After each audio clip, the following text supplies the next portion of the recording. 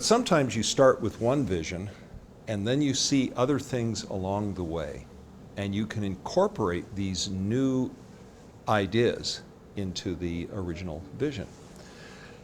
Such was the case with the Polaris. We had heard for some time that many of the customers that use our larger systems, the Alexandria, the Max, the Grand Slam, the Wham, wanted a center channel that was bigger, that had more dynamic capability, that was more truly full range, and that had a character more akin to the large left-right channels. And of course, it would have to have the virtues that have come to be synonymous with Wilson Audio.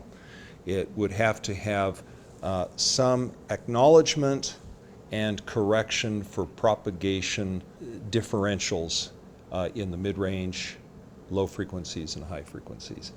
It would have to be built out of the same non-resonant materials that we normally use. It would have to have high sensitivity if it's going to be partnered with big, powerful left-right speakers. Well, the sensitivity on the Polaris is 94 dB, 1 watt, 1 meter. So certainly it has high sensitivity, has extremely high power handling capacity, so the dynamic range of the Polaris is amazing. And it is engineered for great linearity of response, and it's voiced for great musicality and transparency. So for example, the two woofers on it are equidistant from the floor.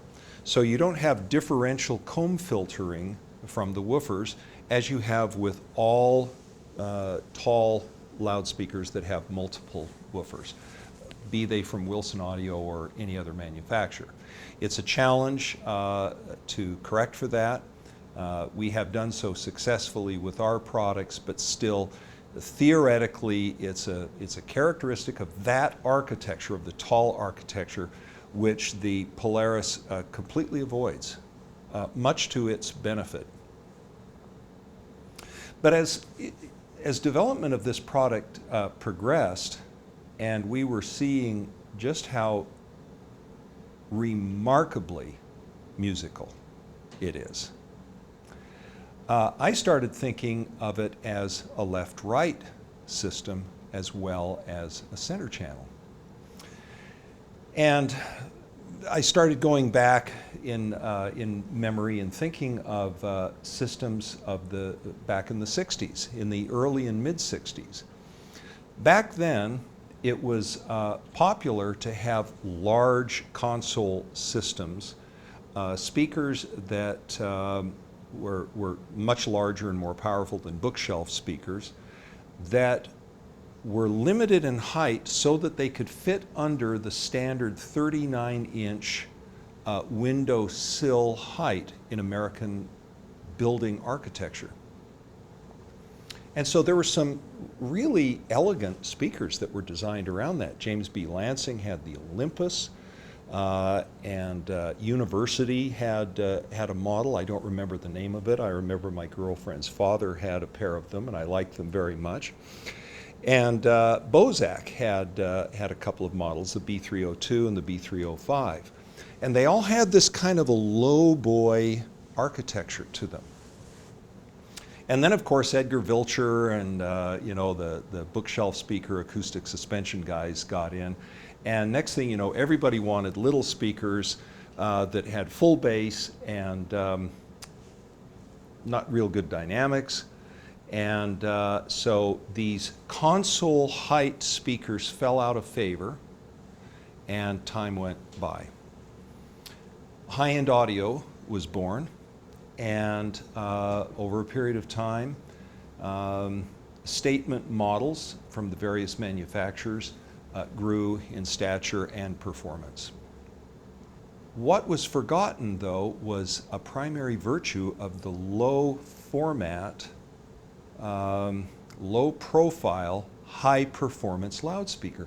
And that is, if you have a beautiful view out your window, these tall speakers, while being wonderful sonically, nevertheless blocked the view.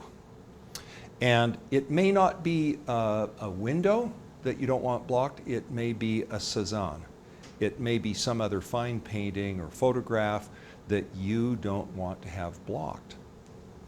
So I started thinking of this as being a wonderful speaker for somebody who wants two-channel music in a room where the speakers won't obstruct the view, or if you have a very large screen and you want the left, right, and center all below the sight line of that screen, here was the architecture to do it. We're not talking 40 inches or 50-inch height. We're talking 31-inch height with this speaker, full response to well below 20 hertz, an extraordinary dynamic range, an enthrallingly lucid transparency and musicality. What's not to like about this? So that then had become almost more of the vision to me than the center channel. So with this system, we have a full performance capability Wilson audio loudspeaker system that answers a lot of architectural questions that I don't think anybody else has answers to, and it's a first in my experience in modern high performance loudspeaker design.